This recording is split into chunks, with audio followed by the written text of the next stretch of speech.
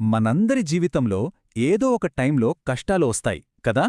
అప్పుడు వెంటనే మనసులో మెదిలే ప్రశ్న, అసలు దేవుడున్నాడా, ఉంటే ఎక్కడున్నాడు అని. చాలామందికి ఈ ఫీలింగ్ వచ్చే ఉంటుంది.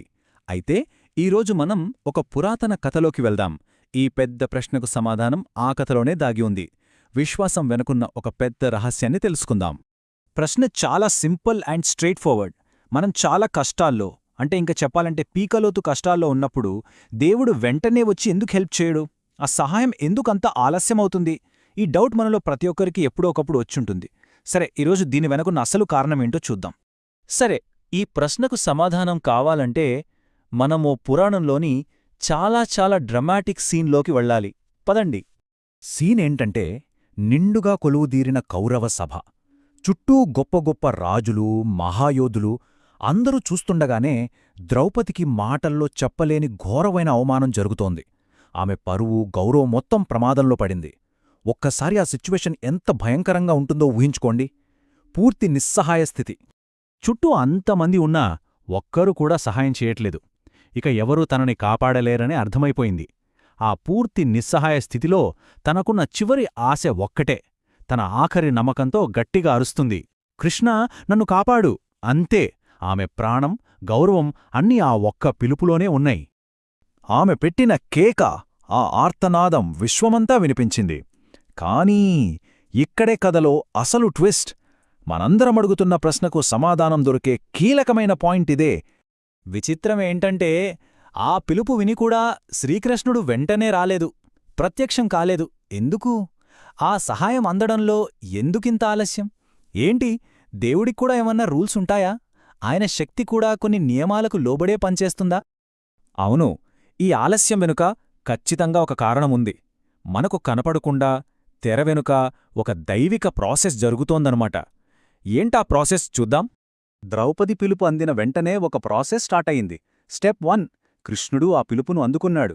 స్టెప్ 2, వెంటనే ఆయన ధర్మదేవతలతో మాట్లాడాడు. ఇక ఫైనల్ స్టెప్, ఆమె డివైన్ ఫైల్స్ అంటే దైవిక రికార్డులను చెక్ చెయ్యమని ఆర్డర్ వేశాడు. చెప్పాలంటే ఇదొక రకమైన డివైన్ ఆడిట్ అనుకోవచ్చు. అప్పుడు కృష్ణుడడిగిన ప్రశ్న చాలా స్పెసిఫిక్గా ఉంది. ఆమె రికార్డ్స్ చెక్ చేయండి. తను ఎప్పుడైనా ఏదైనా ఒక ధర్మకార్యం చేసిందా, చిన్నదైనా సరే ఒక దానం చేసిందా అని అడిగాడు. దీన్ని బట్టే మనకొకటి క్లియర్గా అర్థమవ్వాలి. దేవుడు సహాయమనేది అలా ఊరికే ర్యాండమ్గా రాదు. సరే, ఆ డివైన్ చెక్కింగ్లో ఏమొచ్చిందో తెలుసా? ఒకే ఒక్క విషయం దొరికింది. ఎప్పుడో ఒకసారి ఒక సాధువు చలికి వణికిపోతుంటే చూసి ద్రౌపది తన చీర కొంగునుంచి ఒక చిన్న ముక్క చింపి అతనికి దానంగా ఇచ్చింది. అంతే. ఆ దొరికిన పుణ్యం కేవలం ఒక చిన్న గుడ్డముక్క మాత్రమే. ఇక్కడే ఉంది అసలైన మ్యాజిక్. తను ఎప్పుడో చేసిన ఆ ఒక్క చిన్న మంచి పనే ఆ రోజు అనంతంగా పెరిగిపోయి తనని కాపాడింది. ఒక్కసారి ఆలోచించండి, ఒకవేళ ఆ రోజు తను ఆ చిన్న హెల్ప్ కూడా చేయకపోయి ఉంటే అప్పుడు పరిస్థితి ఏంటి?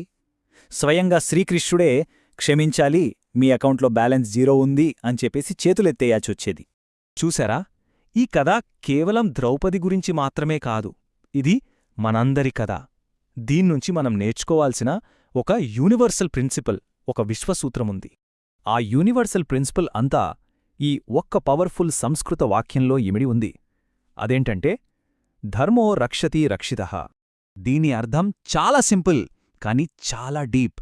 మనం గనక ధర్మాన్ని కాపాడితే, అంటే మనం సరైన మార్గంలో నడుస్తే, మనం కాపాడిన ఆ ధర్మమే తిరిగి మనల్ని కాపాడుతుంది. ఇదొక యూనివర్సల్ లా. దీన్ని ఎవ్వరూ మార్చలేరు.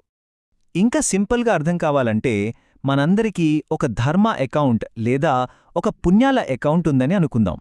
మనం చేసే ప్రతి చిన్న మంచి పని ఆ అకౌంట్లో ఒక డివైన్ కరెన్సీలాగా డిపాజిట్ అవుతూ ఉంటుంది. మరి దీన్ని ఎప్పుడు వాడుకోవచ్చు? మనకి నిజంగా అత్యవసరమైన టైంలో మనల్ని కాపాడే శక్తి అంతా ఆ అకౌంట్ నుంచే వస్తుందన్నమాట. సో చివరిగా ఈ కథ మన ముందు ఒకే ఒక్క ప్రశ్ననుంచుతోంది. ఇది మనల్ని మనం వేసుకోవాల్సిన ప్రశ్న. అదేంటంటే, మన సొంత ధర్మ అకౌంట్లో బ్యాలెన్స్ ఎంతుంది?